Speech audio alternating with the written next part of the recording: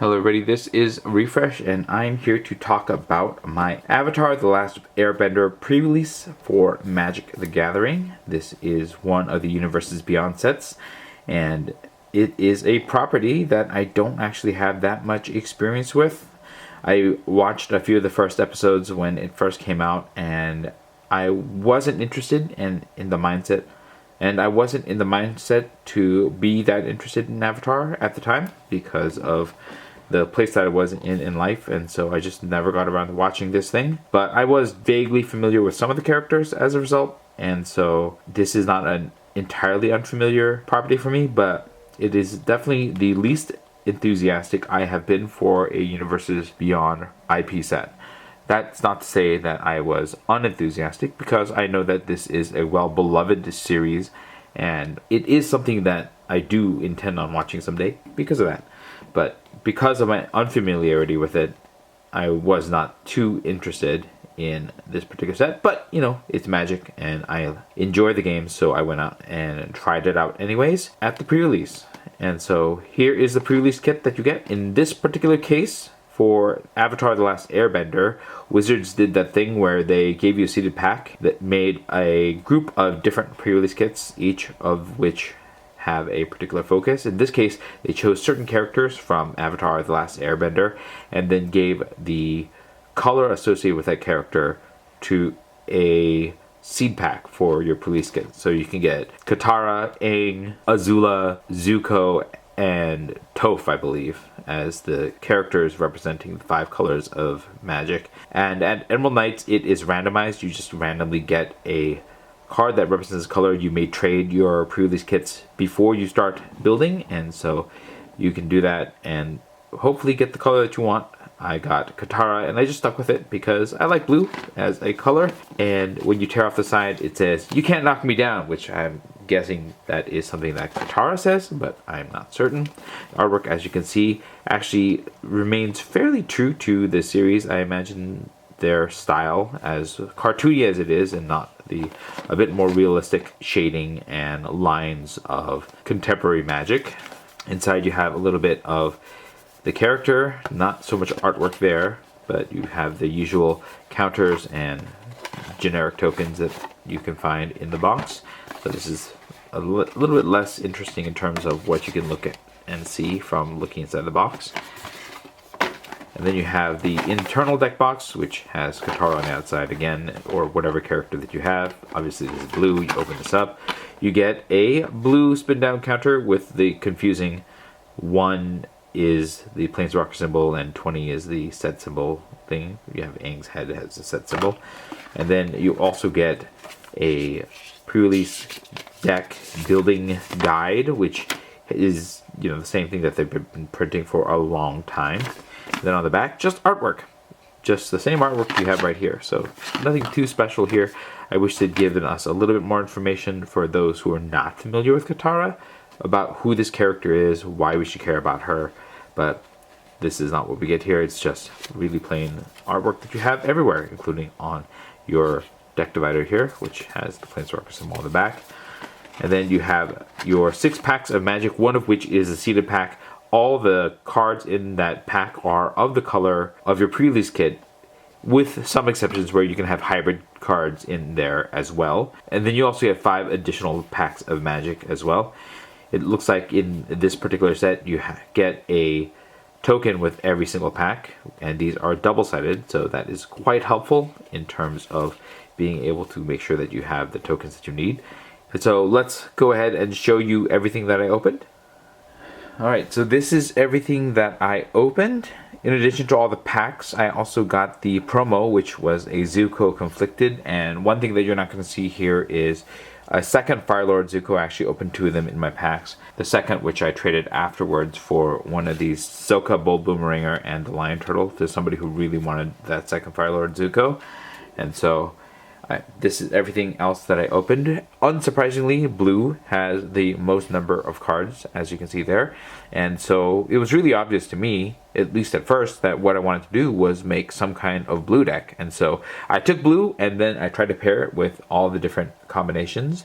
And the most obvious ones at first were blue and black because I had the Messenger Hawk and the Foggy Swamp Spirit Keeper here, and also a Serpent's Pass, suggesting that maybe I put them together as well as a Realms of Co. But I found that black was a little bit lacking in card quality and card count in general, and so I wasn't really excited by the combination as it was put together. I also tried it with green because green had better card quality and card count, as well as the Gurupathic that you can throw in as well. And I wasn't also that impressed with the combination that ended up there because the synergies between the two colors, at least in my card pool, were not very strong. And so I wasn't quite sure what I was trying to do with the deck to win when you put the two of the colors together here. Not saying that there aren't synergies, obviously there is a blue-green deck of some sort, but this is not what was in my card pool.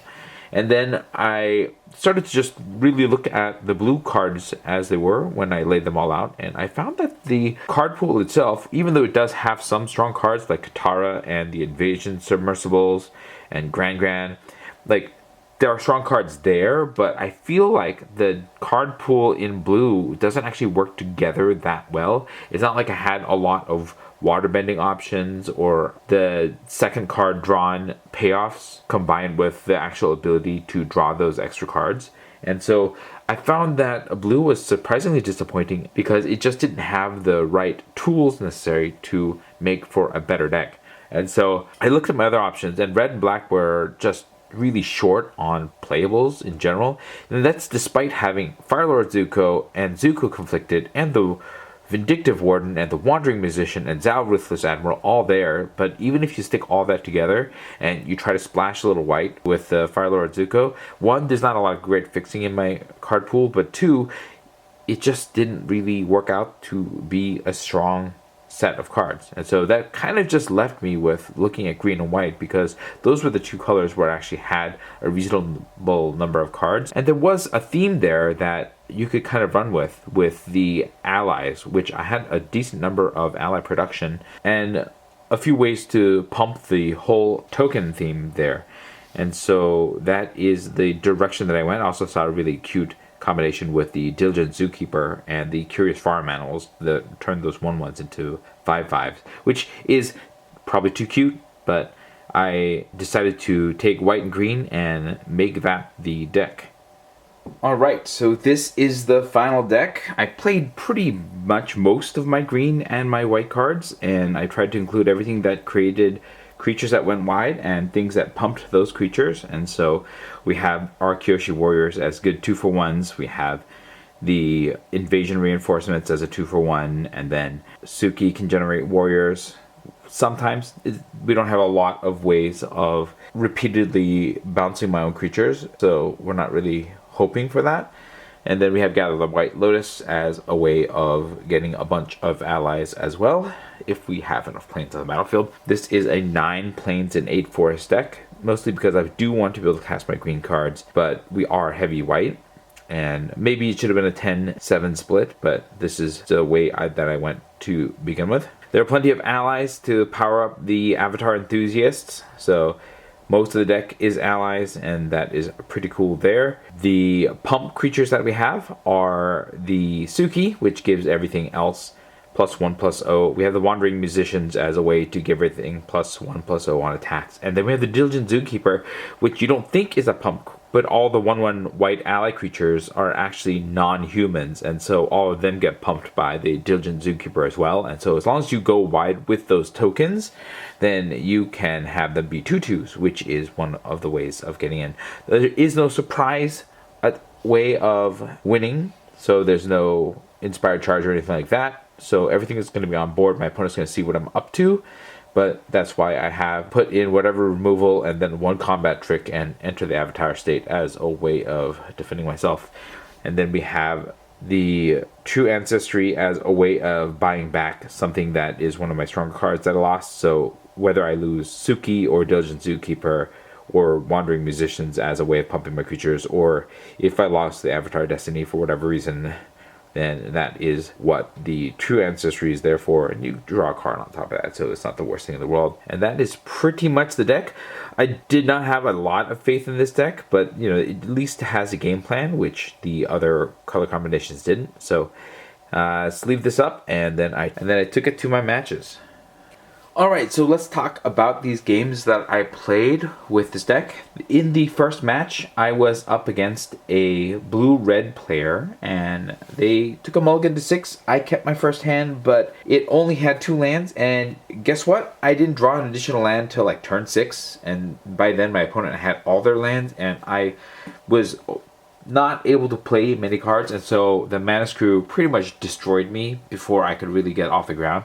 So that was the first game lost. And then in the second game, we both took a mulligan to 6, and I was on the play again, and this was a lot more even, at least at first, but eventually both of us started drawing lands, and we were stuck in top deck mode, and my opponent was the one that drew into some quite strong cards, and I just didn't. So that was the end of that. My opponent destroyed me in straight sweeping sets 2-0, leaving me with a record of 2-0 and a lot of time after that match was done. The next match was up against a mono white player, and in the first match we both mulliganed down to 6. I was on the play, and my opponent just had a wicked curve. I wasn't really playing much until turn 3. My opponent just laid down a whole bunch of aggressive white beats and just smashed me down before I could stabilize, and then it was all over. Lots of removal. She shot at my big stabilizer creatures, and my opponent took that win pretty quickly. In the second match, pretty much the same thing happened, except that it took a little bit longer for my opponent to crush me. Ultimately, in the end, I started flooding a bit, and my opponent just kept playing their creatures and smashing me down. And so they had everything that I needed to counteract the threats and stabilizing cards that I had, and it was all over after that. And so that ended me going 0-2 again, taking me to a match record of 0-2. That definitely took a bit of air out of my sails, but I still went into the third one with a good mood, hoping that it would work out pretty well. In the first game, my opponent presented me a Naya deck, and so we started off, and my opponent just crushed me with immense superior card quality versus me playing, you know, some pretty weak cards overall. And so I got so badly run over that ended